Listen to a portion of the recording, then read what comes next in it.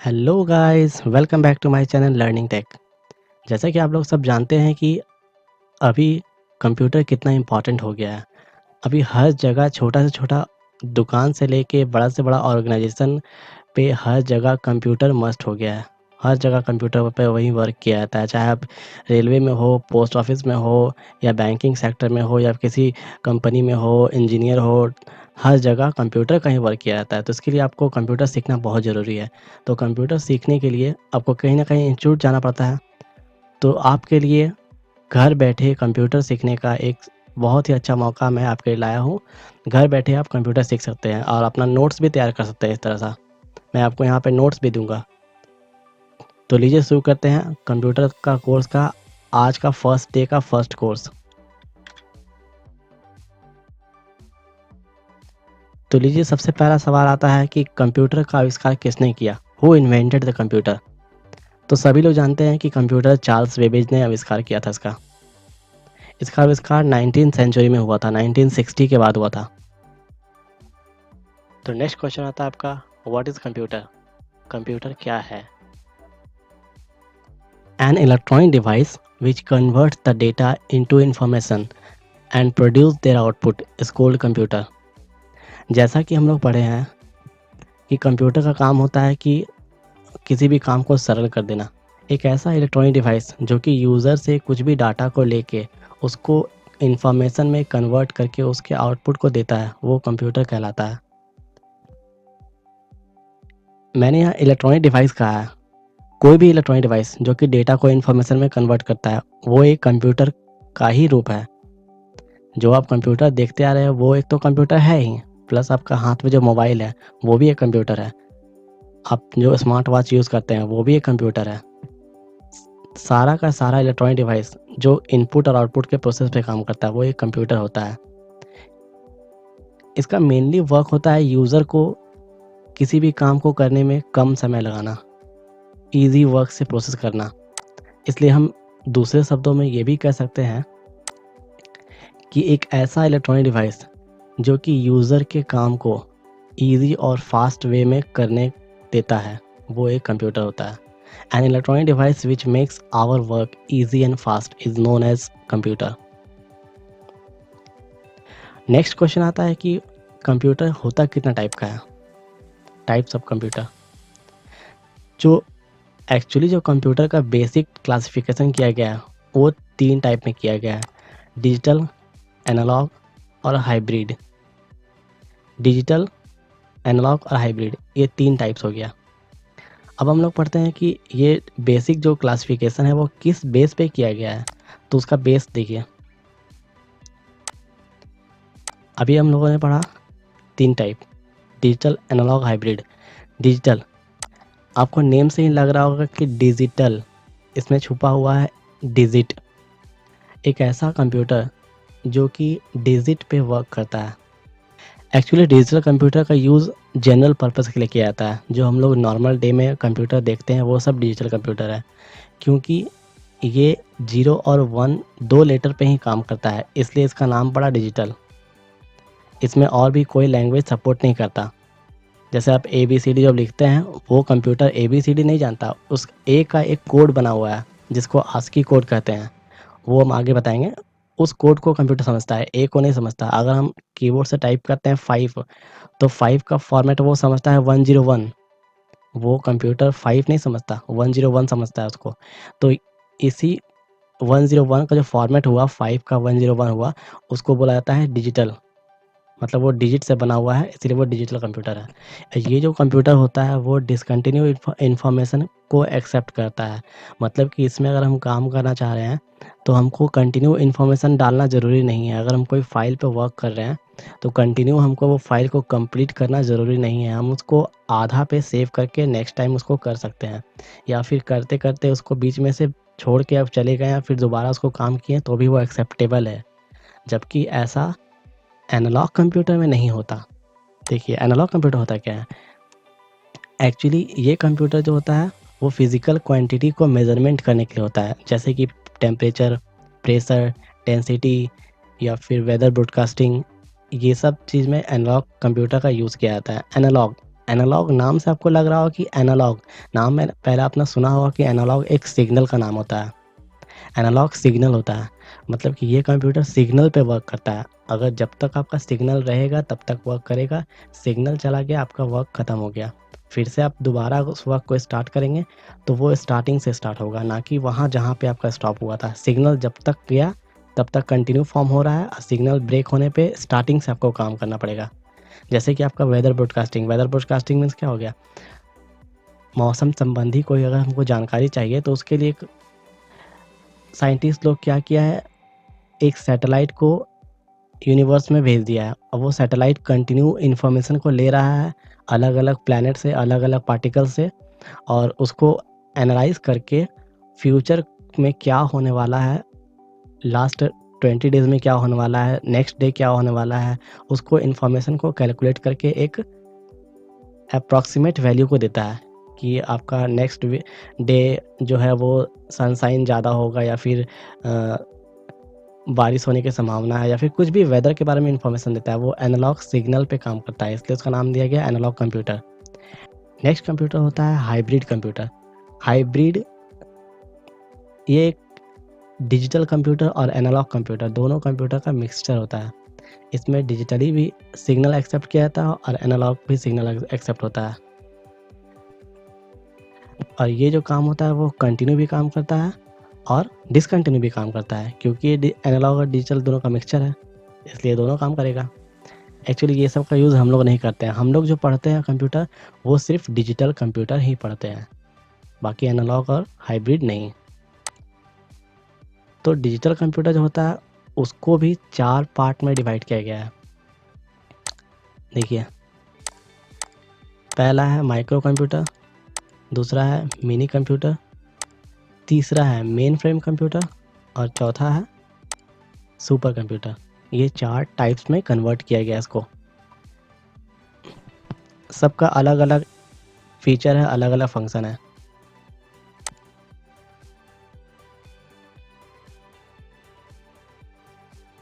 तो अब हम डिजिटल कंप्यूटर के चारों टाइप्स को डिटेल से पढ़ेंगे। सबसे पहला कंप्यूटर था माइक्रो कंप्यूटर। माइक्रो, इसका नाम से आपको ये लग रहा हो कि माइक्रो वर्ड इसमें क्यों डाला गया है, क्योंकि इस कंप्यूटर के अंदर एक माइक्रो प्रोसेसर नाम का एक डिवाइस लगा होता है, जिसके लिए इसका नाम दिया गया है माइक्रो कंप्यूटर। देखिए, a micro computer is not a really expensive, बहुत ही ज़्यादा एक्सपेंसिव नहीं होता है। It comes with micro processor. ये जो कंप्यूटर होता है एक माइक्रो प्रोसेसर के साथ आता है और कुछ इनपुट और आउटपुट डिवाइसेस के साथ आता है, जो आपको फिगर में दिख रहा है। बस इतना ही होता है micro computer.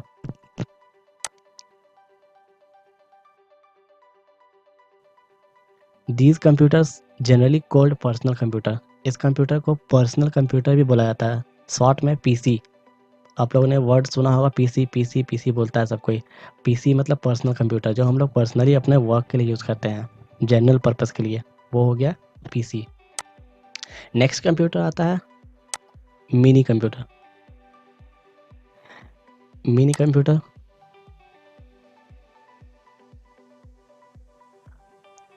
Mini computer is known as mid range computer that contains one और मोर प्रोसेसर।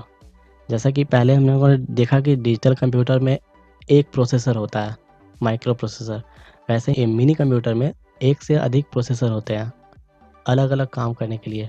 इसको मिड रेंज का कंप्यूटर भी बोला जाता था।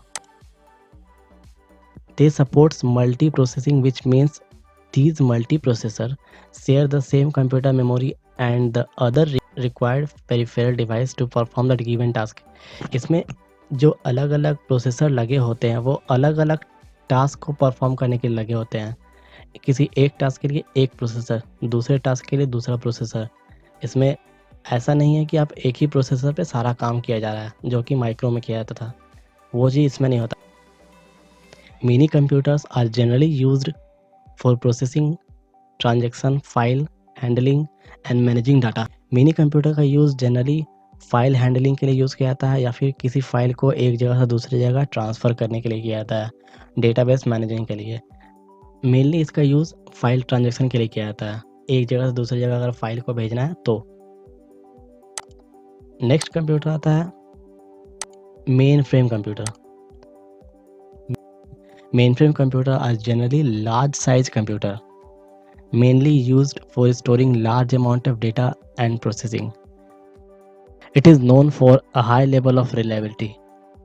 Mainframe कंप्यूटर का use large amount of data को स्टोर करने के लिए किया जाता है, जैसे कि कोई ऑर्गेनाइजेशन हो गया, कोई कंपनी हो गया जो अपना डेटाबेस को सारा सेव करने के लिए बड़ा से बड़ा कंप्यूटर को रख सकता है, और ये हाई लेवल रिलायबिलिटी इसका होता है। मतलब अगर एक बार डेटा को सेव किए कर दिए तो वो फ्यूचर में बहुत टाइम तक इसको स्टोर करके सेफली रख सकते हैं, इसलिए इसका रिलायबिलिटी बहुत ही हाई होता है। जैसा कि मैंने बताया कि इसका यूज़ बड़े बड़े कंपनी लोग डेटा को स्टोर करने के लिए करते हैं ताकि लार्ज अमाउंट ऑफ डेटा को स्टोर किया जा सके। नेक्स्ट कंप्यूटर आता है super computer. Super computer are very expensive computer. ये बहुत ही एक्सपेंसिव होता है और सबसे फास्टेस्ट कंप्यूटर होता है डिजिटल कंप्यूटर के टाइप में, जैसा कि माइक्रो हुआ, उससे फास्ट मिनी हो गया, उससे फास्ट मेन फ्रेम हो गया, सबसे फास्ट हो गया super computer. Super computers have thousands of processors that perform trillions of calculation per second and hence the fastest node never। ये जो कंप्यूटर होता है वो सबसे ज़्यादा प्रोसेसर कंसिस्ट करता है। इसमें एज़ कंपेयर मिनी और मेन फ्रेम के कंपेयर में बहुत ही ज़्यादा प्रोसेसर लगे होते हैं और एक सेकेंड में ट्रिलियंस ऑफ टास्क को कंप्लीट करने के लिए इसमें मैक्सिमम प्रोसेसर लगाया जाता है, इसलिए इसको सबसे फास्टेस्ट कंप्यूटर कहा जाता है। Supercomputers use extensively in enterprises and organizations that require massive calculation। बहुत से बड़े बड़े ऑर्गेनाइजेशन या इंटरप्राइजेस जो कि बहुत ज़्यादा अमाउंट ऑफ डेटा पर कैलकुलेशन करते हैं वो इस कंप्यूटर को यूज़ करते हैं। जैसे कि हो गया आपका गूगल, फेसबुक, ट्विटर। अब जैसे फेसबुक हो गया, तो फेसबुक का डेटा बहुत छोटा नहीं ना है। फेसबुक में ट्रिलियंस ऑफ यूज़र्स अपना अकाउंट बनाया है, सभी यूज़र्स का अपना अपना प्रोफाइल है, सभी यूज़र्स का अपना अपना गैलरी है, तो उसको डेटा को स्टोर करने के लिए बहुत ही ज़्यादा हाई स्पीड कंप्यूटर चाहिए, तभी आप एक क्लिक में अपना प्रोफाइल फट से खोल लेते हैं। तो इसीलिए यहाँ पर यूज़ किया था सुपर कंप्यूटर को। यहाँ जो आप सुपर कंप्यूटर का इमेज देख रहे हैं, इस इमेज में एक नाम लिखा हुआ है सुमित। ये जो सुमित है, द फास्टेस्ट सुपर कंप्यूटर है, उसका नाम है सुमित, इसलिए मैंने सुमित कंप्यूटर का ही इमेज को डाला यहाँ पे।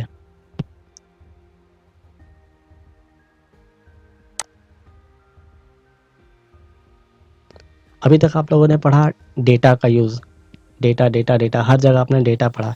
एक्चुअली में डेटा होता क्या है? देखिए, डेटा क्या होता है, मीनिंगलेस फैक्ट जो होता है वो डेटा कहलाता है। रॉ फैक्ट्स और फिगर आर कॉल्ड डेटा। ये मीनिंगलेस होता है, इसमें कोई मीनिंग नहीं होता। जैसे कि आपने कुछ भी टाइप कर दिया, कीबोर्ड से कुछ भी टाइप कर दिया, वो एक डेटा कहला गया। ठीक है, जैसे आपने कीबोर्ड से ABCD कुछ भी टाइप किया जो कि कोई मीनिंग नहीं दे रहा है, तो वो कहला गया डेटा। नेक्स्ट आता है व्हाट इज इंफॉर्मेशन। अब इंफॉर्मेशन, डेटा से ही बना है इंफॉर्मेशन। डेटा का यूज़ मीनिंगलेस है, तो इंफॉर्मेशन वही डेटा जब अरेंज हो गया एक मीनिंगफुल मैनर में, तो कहला गया information. A meaningful data is called information. Example के लिए अभी मैंने ऊपर में डेटा में इंफॉर्मेशन में मैंने पढ़ा ELPAP। इसी को अगर हम अरेंज कर देंगे तो ये बन जाएगा एप्पल। देखिए इस टाइप से, जैसे मैंने DAER लिखा हुआ था डेटा में, तो अगर हम उसको READ लिख देंगे तो ये एक मीनिंग बन गया। जैसे 25 लिखा हुआ था, 25 क्या हुआ पता नहीं, 25 क्या है। 25 के आगे कोई हम मेजरमेंट यूनिट डाल देंगे, लेंथ डाल देंगे, सेंटीमीटर डाल देंगे या फिर प्राइस डाल देंगे 25 रुपीज़, तो 25 रुपीज़ क्या हुआ, प्राइस डाल गया, तो इससे बना इन्फॉर्मेशन। इन्फॉर्मेशन को का कलेक्शन से बनता है program. A set of information और इंस्ट्रक्शन इज कॉल्ड प्रोग्राम। अगर एक से ज़्यादा लाइन से इंफॉर्मेशन लिखा हुआ है तो उसको बोला जाता है एक प्रोग्राम। जब हम लोग प्रोग्रामिंग पढ़ेंगे C++ में, आगे मैं बताऊंगा C++ भी, तो उसमें मैं बताऊंगा कि प्रोग्राम क्या होता है। और बहुत सारे प्रोग्राम से मिल के बना होता है एक सॉफ्टवेयर, जो हम लोग सॉफ्टवेयर में वर्क करते हैं, जैसे MS Word, Excel, PowerPoint, जितना भी सॉफ्टवेयर बना हुआ है ये सारा बहुत सारा प्रोग्राम से मिल के बना होता है। अब हम लोग देखेंगे कि कंप्यूटर का प्रिंसिपल क्या है, कंप्यूटर किस प्रिंसिपल पे वर्क करता है। तो किसी न किसी एक डिवाइस का कोई ना कोई प्रिंसिपल होता है। तो वैसे ही कंप्यूटर का एक प्रिंसिपल है इनपुट, प्रोसेस और आउटपुट। मतलब कि इनपुट लेना, उसको प्रोसेस करना और प्रोसेस करने के बाद उसके आउटपुट को प्रोड्यूस करना, वो हो गया प्रिंसिपल ऑफ कंप्यूटर। इनपुट क्या होता है? To feed the data into computer by any input device is known an input. किसी भी डेटा को किसी भी इनपुट डिवाइस से कंप्यूटर के अंदर फीड करवाना, उस प्रोसेस को बोला जाता है इनपुट। अब प्रोसेसिंग क्या होता है? The required action is taken for the producing the output such as mathematical calculation, logical calculation। जो भी हम लोग उस इनपुट, जो लिया गया डेटा है, इनपुट जो इनपुटेड डेटा लिया गया है, उसको उस डेटा के अकॉर्डिंग इंफॉर्मेशन में कन्वर्ट करने के लिए जो भी एक्शन रिक्वायर्ड होगा उस एक्शन को करना, वो प्रोसेस कहलाता है, जो कि माइक्रो प्रोसेसर का काम होता है। नेक्स्ट होता है आउटपुट। अब इनपुट डेटा जो इनपुट हमने किया उसको प्रोसेस भी कर दिया। अब प्रोसेस करने के बाद आपको शो भी तो करना चाहिए कि आपका आंसर क्या आया। तो शो करने का जो प्रोसेस होता है उसको कहलाता है आउटपुट।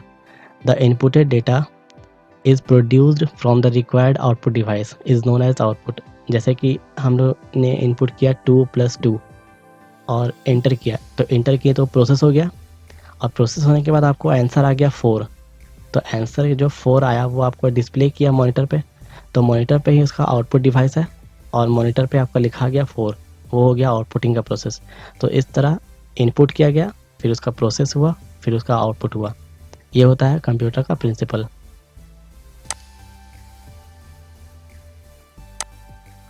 नेक्स्ट हम लोग पढ़ेंगे कि कंप्यूटर का कितना पार्ट्स होता है। तो जनरली कंप्यूटर को 2 पार्ट में डिवाइड किया गया है। एक उसको बोला था हार्डवेयर, दूसरा बोला था सॉफ्टवेयर। हार्डवेयर को फिर 2 पार्ट में डिवाइड किया गया है, इनपुट हार्डवेयर और आउटपुट हार्डवेयर। देखिए हार्डवेयर क्या होता है? हार्डवेयर मीन्स जिसको हम लोग टच कर रहे हैं, देख रहे हैं, वो हो गया हार्डवेयर। जो हम लोग देख नहीं सकते हैं, जिसको सिर्फ हम काम करते हैं जिस पे, वो हो गया सॉफ्टवेयर। जो देखा जा रहा है वो हार्डवेयर, और जिसको हम नहीं देख पा रहे हैं जैसे MS Word, Excel, PowerPoint, वो सब हो गया सॉफ्टवेयर। जैसे keyboard, mouse, printer, plotter, speaker, ये सब हो गया हार्डवेयर। तो हार्डवेयर को वैसे ही 2 पार्ट में डिवाइड किया गया है। कुछ डिवाइस होता है जो इनपुट का काम करता है, कुछ डिवाइस होता है जो आउटपुट का काम करता है। तो वैसे ही सॉफ्टवेयर को भी 2 पार्ट में डिवाइड किया गया है, कुछ कंप्यूटर के लिए होता है और कुछ यूज़र के लिए। तो जो कंप्यूटर के लिए होता है वो सिस्टम सॉफ्टवेयर, जो यूज़र के लिए होता है वो एप्लीकेशन सॉफ्टवेयर। नेक्स्ट आता है इनपुट डिवाइस को भी का कौन कौन सा पार्ट है। देखिए जैसे keyboard, mouse, joystick, mic, scanner. Output device में monitor, printer, plotter, speaker.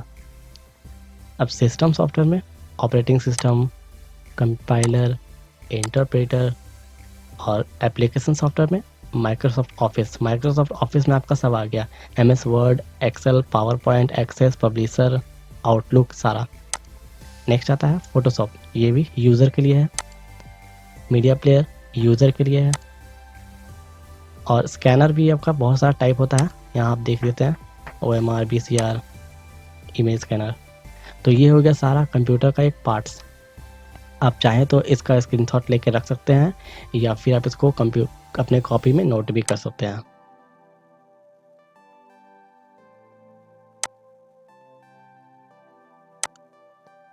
Next हम लोग पढ़ेंगे हार्डवेयर और सॉफ्टवेयर को डिटेल से पढ़ेंगे।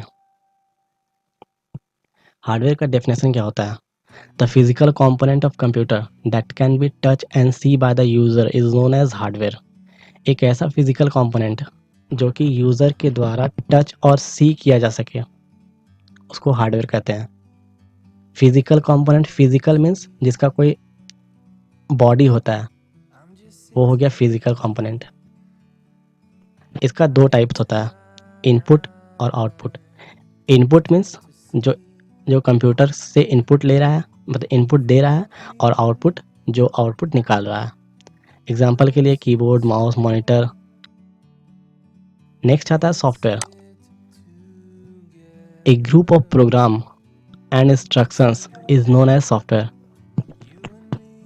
जो सॉफ्टवेयर होता है प्रोग्राम का कलेक्शन से बनता है, इसीलिए इसको बोला जाता है ए ग्रुप ऑफ प्रोग्राम और इंस्ट्रक्शंस। ये सॉफ्टवेयर दो तरह के होते हैं, एक होता है सिस्टम सॉफ्टवेयर, दूसरा होता है एप्लीकेशन सॉफ्टवेयर। एग्जाम्पल के लिए window XP, Windows 98, Windows 2000, Linux, Windows 7, 8, 10, MS Word, Excel, PowerPoint, ETC। जो भी सारा सॉफ्टवेयर है वो सारा सॉफ्टवेयर आता है।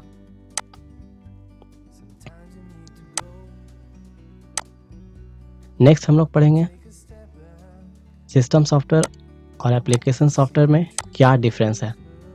देखिए, अभी मैंने थोड़ी देर पहले बताया था कि सिस्टम सॉफ्टवेयर कंप्यूटर के लिए बना होता है, एप्लीकेशन सॉफ्टवेयर यूज़र के लिए बना होता है। देखिए, इसमें लिखा हुआ system software is used for operating the computer hardware. Computer के हार्डवेयर को ऑपरेट करने के लिए सिस्टम सॉफ्टवेयर बनाया जाता है, जबकि एप्लीकेशन सॉफ्टवेयर यूज़र के टास्क को कंप्लीट करने के बनाया जाता है। यूज़र के टास्क को कंप्लीट करने के लिए application software is used by the user for performing specific task. Next point आता है this can be run without application software. System software को रन करने के लिए एप्लीकेशन सॉफ्टवेयर का ज़रूरत नहीं पड़ता, जबकि एप्लीकेशन सॉफ्टवेयर को रन करने के लिए सिस्टम सॉफ्टवेयर का ज़रूरत पड़ता है।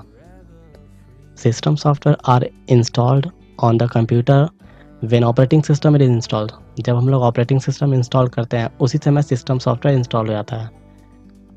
और एप्लीकेशन सॉफ्टवेयर इंस्टॉल होता है according to the user requirement.